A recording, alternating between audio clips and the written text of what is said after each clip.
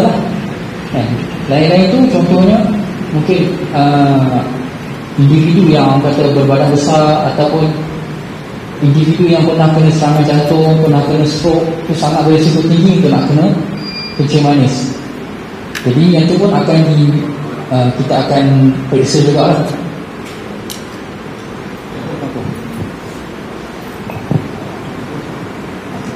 Jadi saya rasa jadi kalau kita nak sedikit lagi berkenaan dengan kencing manis ni, orang yang kencing manis ni dia boleh, ada orang yang ada simptom, ada tanda-tanda, dan ada orang yang dia tak ada tanda-tanda lah. Jadi antara tanda-tanda orang kencing manis ni, biasanya orang tu dia akan mengalami, contohnya apa? Rasa letih-letih, lesu-lesu badan, kan? Hilang berat badan, ataupun dia perasan tiba-tiba dia jadi asyik lapar, kan? Ataupun asyik dahaga, ataupun asyik ketandah untuk kencing, kan? Ini ialah tanda-tanda orang yang mungkin ada kencing manis. Jadi kalau ada macam tu, jadi tuan-tuan saya jemput untuk ke klinik, kita boleh buat saringan. Bila buat saringan awal, kita boleh kesan awal dan kita boleh rawat awal lah. Kencing manis ni dia punya komplikasi, maksudnya komplikasi ni benda yang berlaku, kalau dah berlaku dia tak boleh patah balik. Dia sangat banyak lah. Antaranya ialah dia boleh pergi dekat mata, dia boleh pergi dekat bawah pinggang, kan? Dia boleh pergi dekat jantung, pergi kat mata boleh jadi bukan rabun lah, dia jadi buta terus. Dan buta ni dia tak boleh patah balik dah, tak ada orang dah nak bagi mata dekat kita, kan? Dia pergi dekat, dia sumbat dekat salur kita punya bawah pinggang, maka rosaklah bawah pinggang, kena cuci bawah pinggang, kan? Dia pergi dekat kita punya saraf, jadilah masalah saraf, kebah-kebah, lemah-lemah otot, kan? Dan kalau dia pergi dekat dekat otak, jadilah stroke. Pergi kat jantung, jadi serangan jantung. Dan benda-benda ni kalau dia dah jadi, dia akan ada kesianan berkekalan lah. Jadi kita tak nak benda ni berlaku. Sebab itulah kita saya mewakili daripada Jabatan Kesihatan Negeri Perlis lah. Maksudnya kita mengajak semua, kalau ada tanda-tanda ataupun tak pasti, ataupun kalau ada keluarga yang ada sejarah kencing manis, mailah dekat klinik. Sini klinik, saya dekat je klinik Kesihatan Kampung Giat.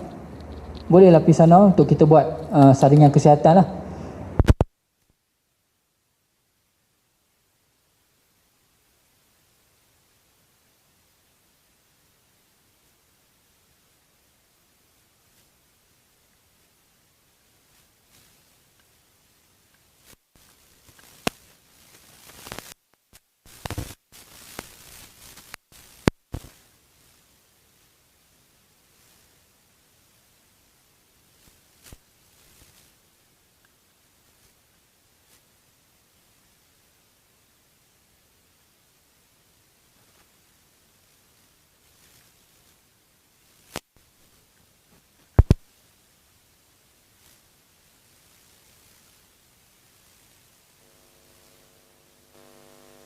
Bismillahirrahmanirrahim. Assalamualaikum warahmatullahi wabarakatuh.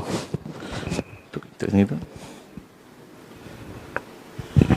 Menghadap duli yang terhormat mulia Raja Muda Perlis, Tuanku Batik dan yang hadir menjunjung setinggi-tinggi kasih atas penandui Tuanku berangkat menggunakan program Hijrah Minda pilihan ke-34 bagi tahun 2021. Tuanku mohon berkenan untuk diteruskan dengan tata cara berikutnya. Tuanku, Bersama Datuk Mufti, bagi Tuan CEO MAIPS, Pemangku Pengarah Jabatan Haiwan Agama Islam Perlis, Pelun Nazir, Wakil Masyarakat, tuan-tuan dan hadirin sekalian, InsyaAllah kita akan teruskan lagi dengan atur cara bagi program Hijrah Minda bagi kali ini dengan simbolik kurniaan sumbangan kepada 28 orang asnaf bagi karya ngulang. Itu baik majlis jemput dan bersilakan bahagia Tuan Haji Muhammad Nazir Babat Nur, Ketua Pegawai Eksekutif MAIPS, bagi menghadap dan mohon perkenan dulu tuanku untuk penyempurnaan simbolik kurniaan sumbangan kepada asnaf.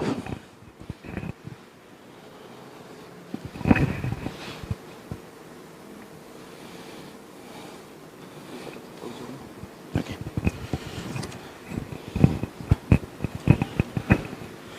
Untuk itu di tahun menghadap Syekh Abdul Rahman bin Dahlan selaku amil bagi Masjid Al-Islah Ngulang.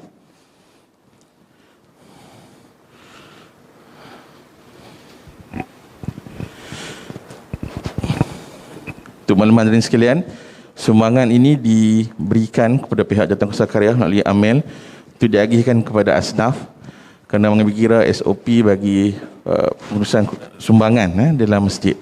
Sebelum ni Tunku Raja Muda akan serah sendiri, tapi untuk menjaga SOP dan mengelakkan bagi berlakunya hal-hal yang tidak diingini, jadi agihan tersebut diagihkan oleh pihak Jawatankuasa Karya masjid. Sumbangan adalah RM400 bagi setiap seorang dan 28 orang berjumlah RM11,200.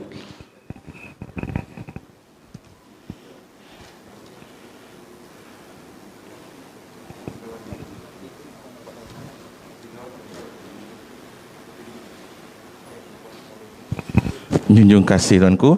Mudah-mudahan dengan bantuan ini dapat meringankan bebanan bagi fakir miskin bagi karya Masjid Al-Islah Ngulang. Terima kasih. Sebelum saya serahkan kepada imam tugas pada hari ini, ada sikit makluman. Regimen 504 Askar Wataniah adalah sebuah pasukan tentera darat Malaysia yang berpangkalan di Kem Bukit Ketri, Berseri Perlis.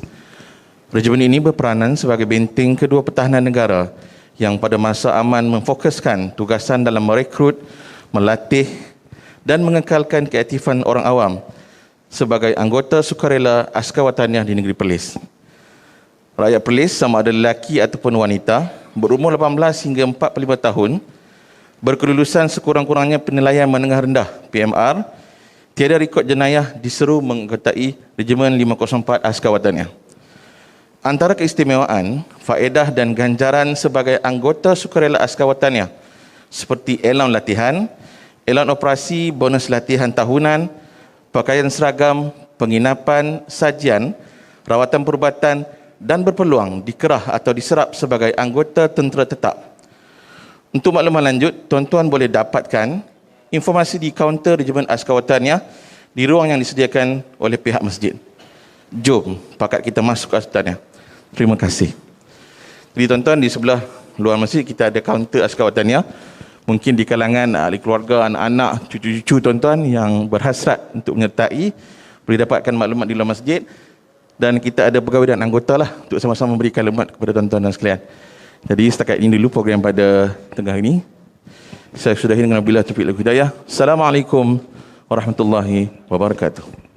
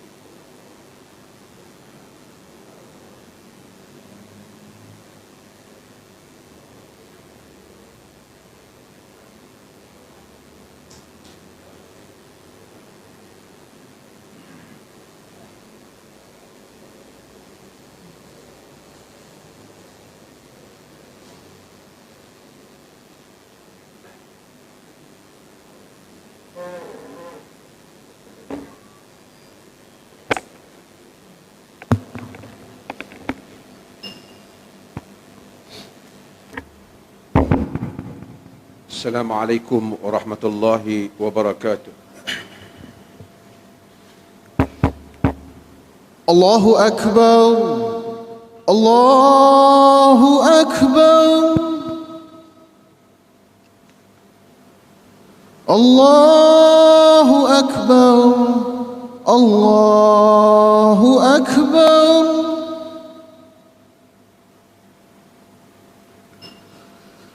أشهد أن لا إله إلا الله.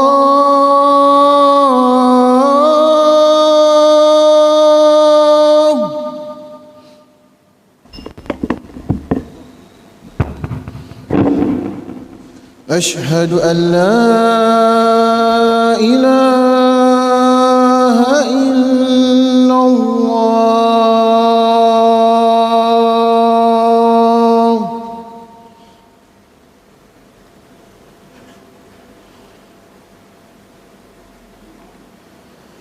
أشهد أن محمدا رسول الله.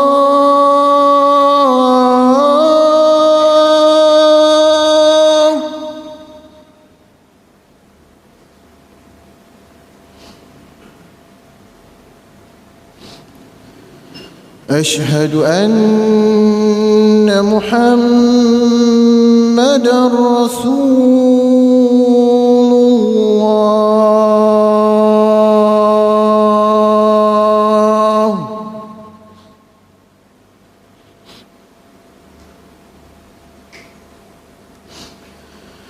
حي على الصلاة.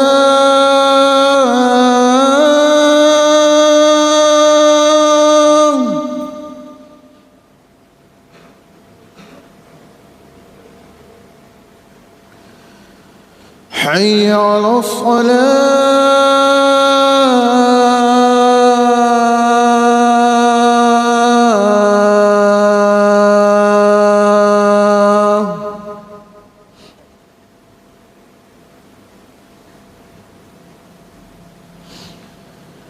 حي على الفلاح.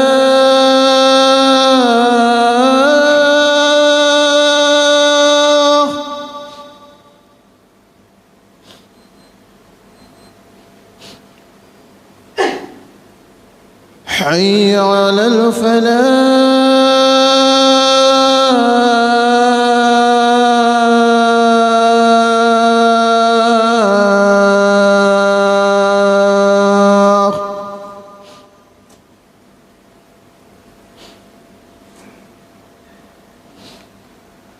الله أكبر، الله أكبر. لا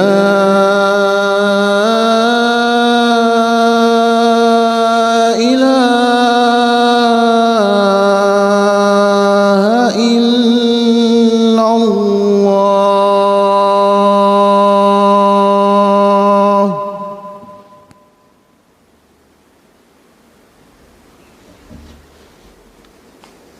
الحمد لله نحمده ونستعينه ونستغفره ونعوذ بالله من شرور أنفسنا ومن سيئات أعمالنا. من يهده الله فلا مضل له ومن يضلل فلا هادي له.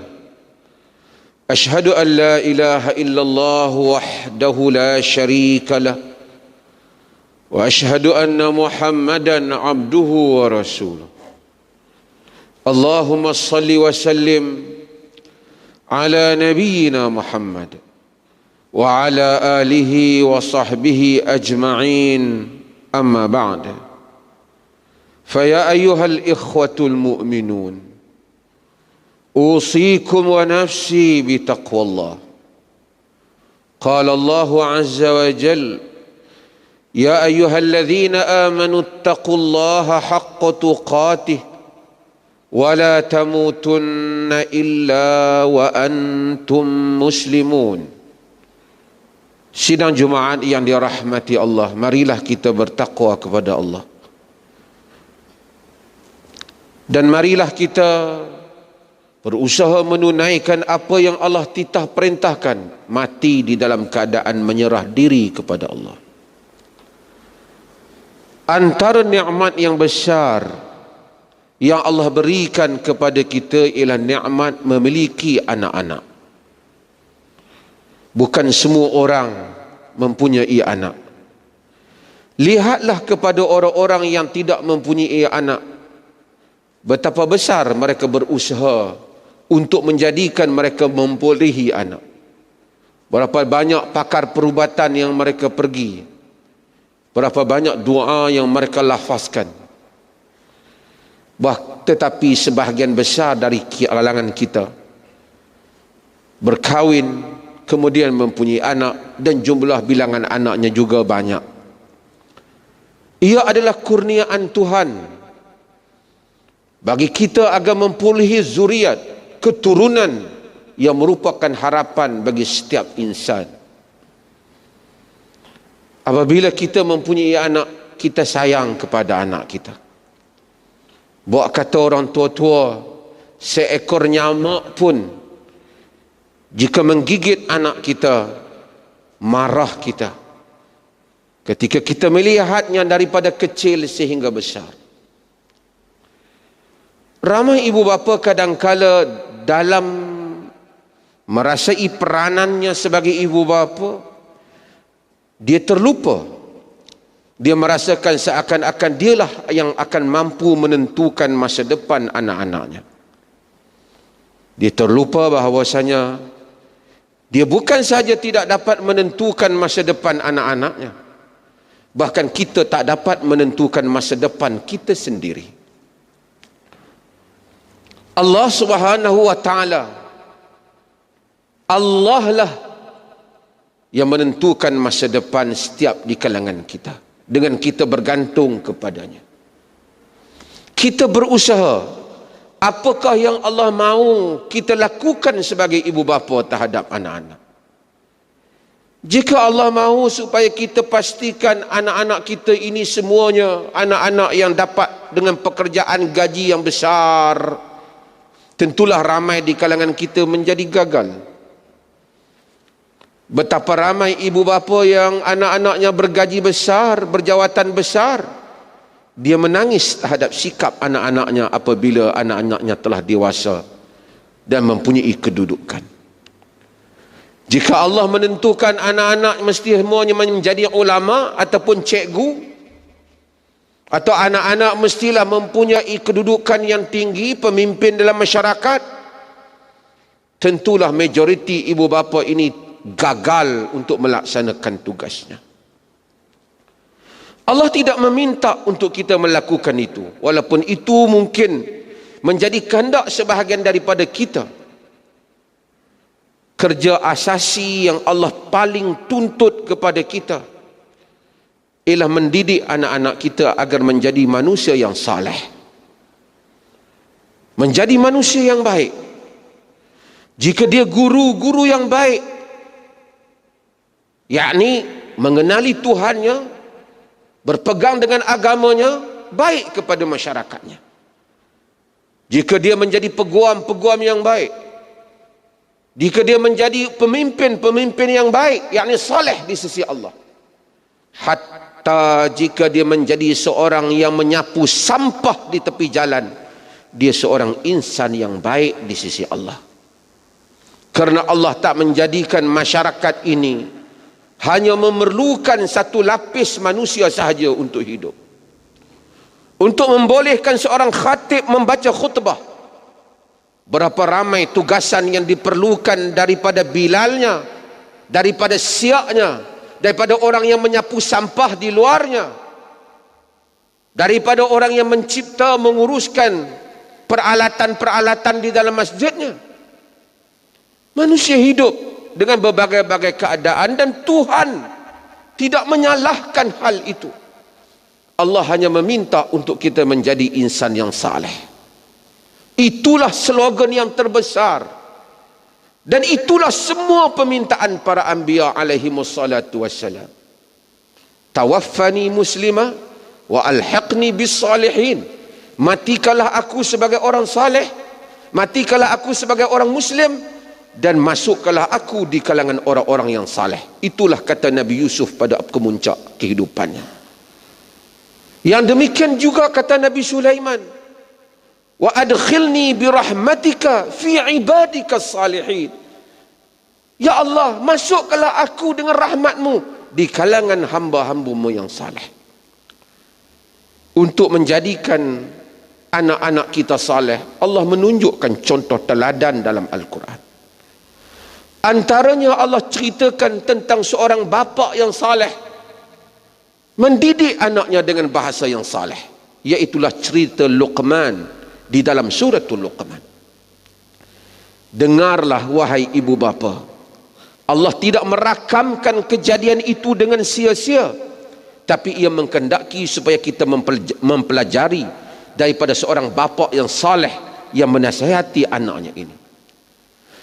Wa idh qala Luqmanu libnihi wa huwa ya'idhuhu ya bunayya la tusyrik billah inna syirka la zulmun azim. Ini adalah nasihat pertama Luqman kepada anaknya, agar anak-anak membesar di atas asas ini. Wa idh qala Luqmanu libnihi wa huwa ya'idhuhu, ketika Luqman berkata kepada anaknya dalam keadaan dia menasihatinya. Allah apabila menggambarkan sangat teliti dan jelas dan singkat. Nasihat anak, berkata dalam keadaan memberi nasihat, bukan nak maki anak, bukan nak tengking anak, bukan nak marah anak. Bayangkan nasihat yang diberikan oleh seorang bapa dalam keadaan kasih dan sayang pada anaknya. Ya bunayya, wahai anakku. Bukan bahasa yang penting, tetapi cara layanan nasihat yang hendak disampaikan. Ya bunayya, la tusyrik billah, wahai anakku, jangan engkau mensyirikkan Allah. Inna syirka la zulmun azim, sesungguhnya syirik merupakan kezaliman yang maha besar. Kerja pertama ibu bapa sebagai bapa, pastikan akidah anak-anak benar, jangan terlibat dengan syirik. Itu tugas bapa. Kalau bapa tak tahu bagaimana nak cerita tentang syirik, dia kena bawa kepada guru yang menceritakan, anakku jangan syirik, sehingga anak sensitif dengan apa saja yang membawa pada syirik. Pertama. Kedua, Luqman tak suruh solat lagi, tak suruh puasa lagi. Luqman ikuti, ya bunayya innaha in taku mithqala habbatin min khardal fatakun fis sakhrah aw fis samawati aw fil ardi ya'ti biha Allah innallaha latifun khabir. Wahai anakku, sesungguhnya jika di sana ada seberat habuk zarah yang habuk biji yang halus, seberat biji sawi yang halus, fatakun fis sakhrah, yang berada di dalam batu yang pejal, au fis samawati, atau berada di langit, langit-langit, yakni langit yang luas. Bayangkan habuk yang halus dalam batu yang pejal atau langit yang luas. Ya'ti au fil ardi, atau di dalam bumi. Ya'ti bihallah, nanti Allah akan membawanya datang. Maksudnya, wahai anakku, apa saja yang kita buat, Tuhan akan balas kita. Apa saja yang kita buat, Allah akan membawanya kepada kita nanti.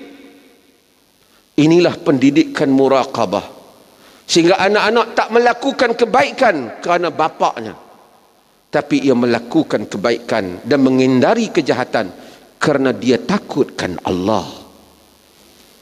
Bapaknya mati, anaknya tetap saleh. Bapaknya tidak ada di hadapannya, anaknya tetap saleh, kerana yang dia takut ialah Allah. sehingga menjadikan dia anak yang berprinsip, manusia yang berprinsip. Hidup di mana saja kita mencampaknya, dia tetap manusia yang baik. Barulah Luqman menyebut, ya bunayya aqimis salat, wahai anakku, dirikanlah salat. Maksudnya mengajar fiqh, mengajar hukum hakam syarak, setelah menanamkan keimanan berhubung dengan Allah agar tidak syirik, dan menanamkan keyakinan kepada dia bahawasanya Allah memerhatikan segala tindakannya, baru diajar sembahyang, baru dia tidak penting salat. Jika tidak, kita ajar dia sembahyang, di hadapan kita dia solat, di asrama dia tak solat, di hadapan kita dia solat, kita tak tanya dia tak solat. Hal itu tidak berlaku satu hari. Bukan pendidikan di papan hitam, bapa bagi tahu Allah ada. Tetapi bapa mendidik anak dengan suasana. Ketika meja makannya, ketika berjalannya, ketika pergi bercutinya, ketika melihat kejadiannya, bagaimana bapa mengulas kejadian-kejadian yang berlaku, didengari oleh anak-anaknya. Apabila bapa melihat sesuatu, dia akan mengulas, anak-anak mendengar, isteri mendengar. Sebab itu kita perlukan lelaki yang menjadi ketua keluarga, ialah lelaki yang layak untuk menjadi ketua keluarga. Ada saksiah sebagai pemimpin. Ar-rijalu qawwamuna 'alan nisa. Lelaki-lelaki itu qawwam. Sebahagian mereka menerjemahkan pemimpin. Ia qawwam, daripada qama yaqum. Qawwam, ia menguruskan, ia mentadbir urusan wanita. Kerana bima faddalallahu ba'dhum 'ala ba'd, di atas kurniaan yang Allah berikan kepada diri orang lelaki itu, keupayaan sebagai seorang lelaki. Setelah Luqman suruh salat, apa Luqman kata? Dia tak kata kau salat, jangan duk peduli hal orang, jaga semayang kau. Tak.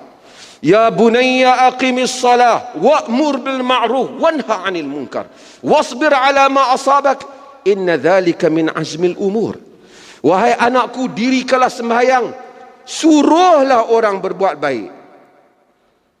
Yani invite people, ajak orang, jom buat baik, jom belajar, jom buat baik, jom tunjuk benda yang baik.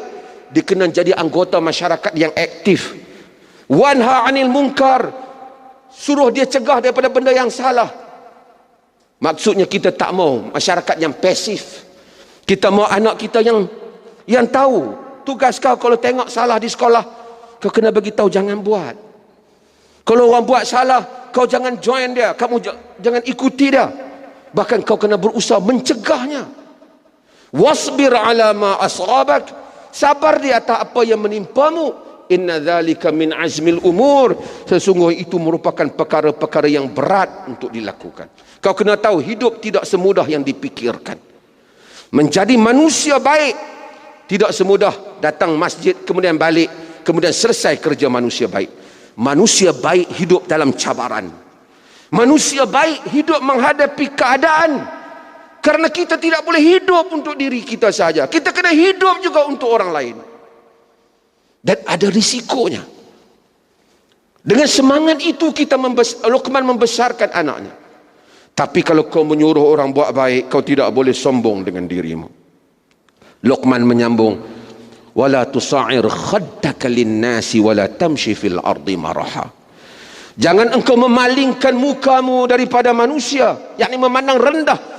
Jangan kau malingkan mukamu pada manusia, kau pandang rendah orang. Wala tamshi fil ardi maraha, jangan kau berjalan di atas muka bumi dengan sombong. Innallaha la yuhibbu kulla mukhtalin fakhur. Allah tak suka semua orang yang sombong, pelagak, lagi membanggakan dirinya. Kemudian Luqman ajam adab. Baru sambung adab, setelah ada akidah, ada ibadah, ada akidah, ada muraqabah, ada ibadah salah, ada tanggungjawab pada masyarakat, ada akhlak dalam diri. Mesti ada saksiah, kepribadian manusia nak hidup. Luqman kata, waqsid fi masyik, sederhana di dalam langkahmu. Tak jalan kopoh, cara berjalan berhemah, nampak manusia yang berwibawa berjalan. Waqsid fi masyik, waghdud min sautik, rendahkan suaramu. Jangan cakap dengan orang, angkat suara punya kuat depan-depan orang. Bersembang, berbatu dengar, tengking orang. Kalau kita tak mau anak kita macam tu, kita jangan tengking anak kita kuat-kuat. Ada bapa tak reti cakap dengan anak, cakap dia tengking, cakapnya maki. Lepas tu dia heran anak dia cakap ke dia macam tu bila dia tua. Kita membentuk suasana itu. Inna ankaral aswat la sautul hamir. Sesungguhnya seburuk-buruk suara ialah suara kaldai, kata Luqman. Suara binatang kaldai, suara yang tak suka orang dengar. Mudah-mudahan nasihat Luqman ini memberi manfaat pada kita. Dan inilah harapan kita. Setiap hari kita doa, Rabbana hablana min azwajina wa zurriyatina qurrata a'yun waj'alna lil muttaqina imama. Ya Allah, berilah kepada kami. Allah ajak doa. Isteri-isteri kami, anak-anak kami, qurrata a'yun, penyejuk mata. Sebab itu kemuncak. Kita nak anak kita penyejuk mata. Tuan-tuan, saya tahu bukan semua kita latar belakang tinggi pendidikan. Penyejuk mata, tengok anak hang ni sejuk mata, balik kereta besar, bukan penyejuk mata. Berapa ramai anak-anak yang keretanya besar, ibu bapaknya menangis. Berapa ramai anak-anak yang rumahnya kaya besar, ibu bapaknya menangis. Berapa ramai anak-anak yang hanya naik motosikal, kerjanya saya biasa dan sederhana, ibu bapa sentiasa tersenyum dengan cakapannya, kesopanan dan adabnya terhadap kedua ibu bapa. Qurrata a'yun, penyejuk mata. Tapi kalau Allah berikan anak kita mewah, kaya, penyejuk mata, tentulah itu lebih baik, dan itu adalah rahmat Allah yang lebih besar.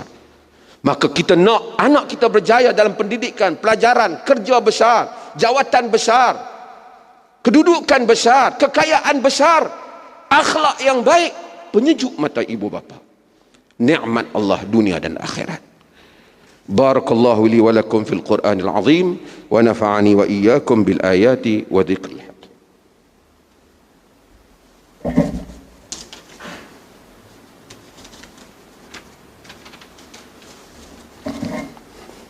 Alhamdulillahi wahdah, sadaqa wa'dah wa nasara 'abdah wa 'azza jundahu wa hazama al-ahzaba wahdah. Allahumma salli ala Muhammad wa ala ali Muhammad kama sallaita ala Ibrahim wa ala ali Ibrahim. Amma ba'd. Faya ayyuhal ikhwatul mu'minun, usikum wa nafsi bitaqwallah wa tazawwadu fa inna khaira zadi taqwa. Sidang Jumaat yang dirahmati Allah, Nabi SAW menyebut dalam hadis yang sahih yang diriwayatkan oleh Imam Al-Bukhari, man yuridillahu bihi khaira yufaqihu fid din. Siapa yang Allah menghendaki padanya kebaikan, Allah fahamkan dia agama. Maka mudah-mudahan dengan kadar faham kita pada agama itu, kadar Allah menghendaki pada kita kebaikan di dalam bab itu. Maka pastikan anak-anak kita faham agama, kita faham agama. Bukan nak semua nak jadi ustaz, bukan semua nak jadi mufti, bukan semua nak jadi ulama. Agama itu bukan faham. Faqih bermaksud dia merasai apa yang dikatakan agama itu dalam diri dia. Dan itu tak boleh hadir dengan hanya berkhayal di rumah. Hadir kepada pengajian, datang kepada. Di negeri Perlis ini, tuan-tuan lihatlah jadual, seluruh masjid negeri Perlis ini penuh dengan pengajian. Berbagai-bagai ustaz daripada luar, dalam, berapa ramai ustaz-ustaz luar yang berpindah dengan rahmat Allah ke negeri Perlis ini untuk mengajar kita semua. Maka belajarlah. Duka cita kalau rumah kita dekat dengan masjid, kita tak belajar. Sebahagian orang, ini selalu kita ingatkan, kita nilailah diri kita. Dia boleh buat macam-macam, panjat gunung, pergi pusat membeli belah, masuk hutan, berlari, kayuh basikal, naik motosikal. Tapi nak datang ke masjid, dia tak berupaya. Bagaikan Allah tidak menjemputnya. Dia kena memuhasabah dirinya sendiri supaya dia datang. Mengapa dia tidak dapat hadir? Maka hadirlah kita sebelum kita dipaksa hadir ke sini pada akhir hayat kita. Bawalah anak-anak kita dan keluarga kita. Suami menjadi contoh yang baik. Pagi-pagi bangun, datang ke masjid. Bukan saja rahmat Allah kepada diri, keluarga, isteri pun hormat. Berapa ramai isteri yang bercerita pada saya, dia menangis apabila hari-hari suaminya memulakan keadaan datang ke masjid untuk bersolat, yang sebelum itu tak solat di masjid. Datanglah solat pagi-pagi, memulakan hari yang baik, supaya kita menjadi masyarakat yang cergas, produktif, kena tahu kepada hala tuju hidup kita. Allahumma inna na'udzubika minal barasi wal junun wal huzam wa min sayyil asqam. Allahumma ghafir lil muslimina wal muslimat wal mu'minina wal mu'minat al ahya minhum wal amwat. Innaka sami'un qaribun mujibud da'wat wa qadiyal hajat. Ya Allah, engkau berilah petunjuk serta rahmatmu kepada kami sekalian hamba-hambamu, khususnya kepada pemimpin kami, Raja Pemerintah Negeri Perlis dan Raja Muda Perlis serta kaum kerabat baginda. Rabbana atina fid dunya hasanah wa fil akhirati hasanah wa qina adzaban nar. Barakallahu li wa lakum fil Qur'anil azim wa nafa'ani wa iyyakum bil ayati wa dzikril hakim. Qimis shalah.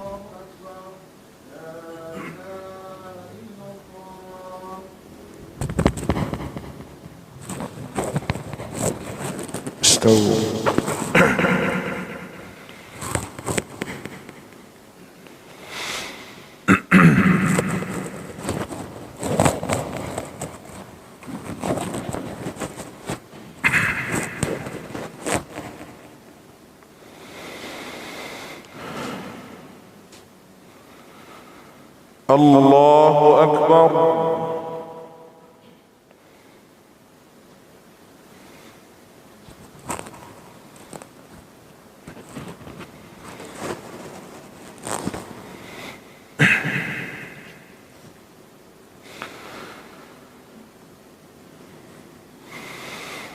Alhamdulillahi Rabbil Alamin,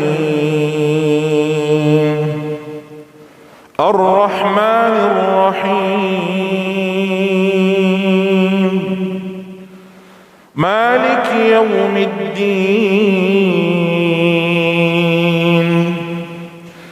Iyyaka na'budu wa iyyaka nasta'in, اهدنا الصراط المستقيم صراط الذين أنعمت عليهم غير المغضوب عليهم ولا الضالين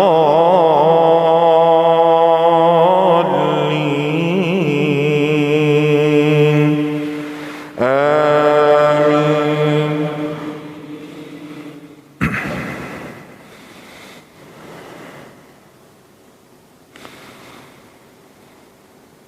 وقضى ربك ألا تعبدوا إلا إياه وبالوالدين إحسانا إما يبلغن عندك الكبر أحدهما أو كلاهما فلا تقل لهما أف ولا تنهرهما وقل لهما قولا كريما واخفض لهما جناح الذل من الرحمة وقل رب ارحمهما كما ربياني صغيرا ربكم أعلم بما في نفوسكم إن تكونوا صالحين فإنه كان للأوابين غفورا وآت ذا القربى حقه والمسكين وابن السبيل ولا تبذر تبذيرا إن المبذرين كانوا إخوان الشياطين وكان الشيطان لربه كفورا. الله أكبر.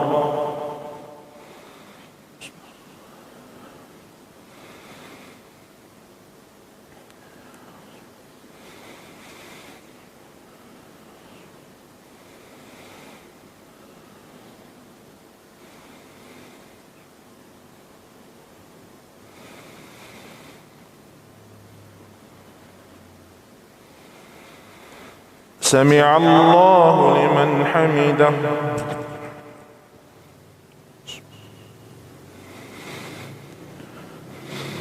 الله أكبر.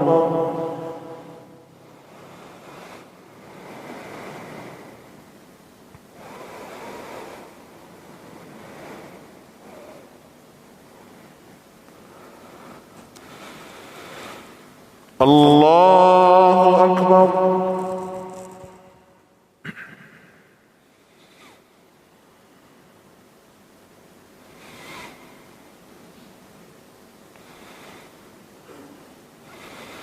الله أكبر.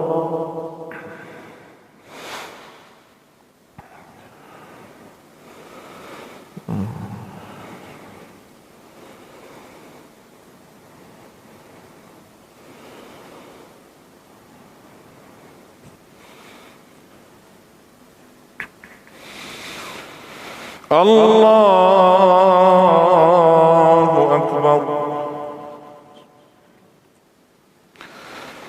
الحمد لله رب العالمين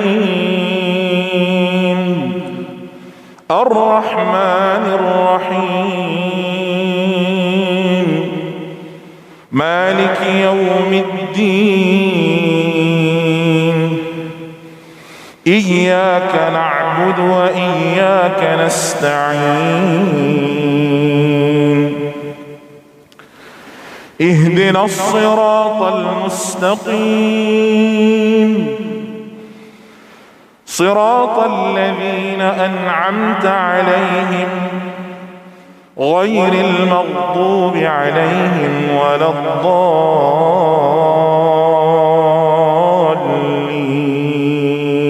الضالين آمين.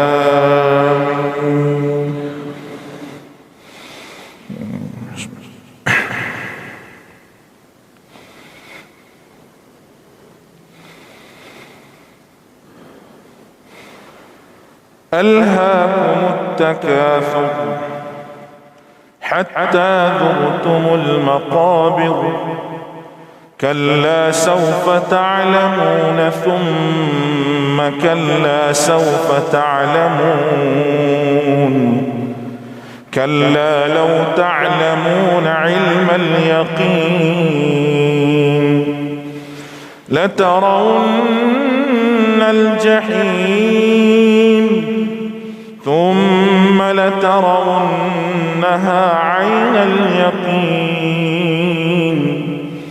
ثم لتسألن يومئذ عن النعيم.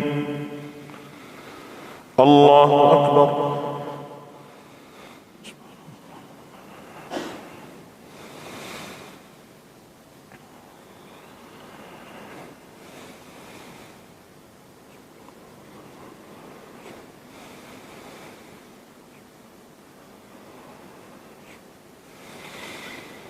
سمع الله لمن حمده.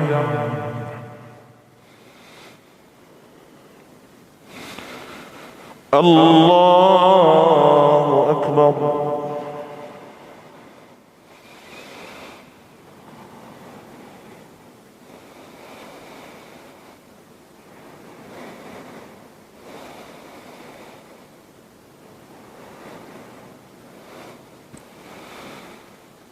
الله أكبر.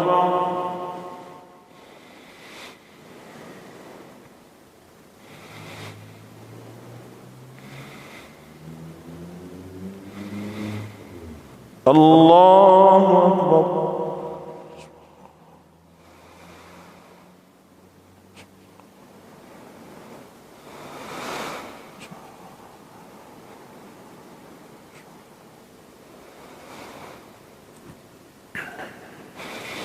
الله أكبر.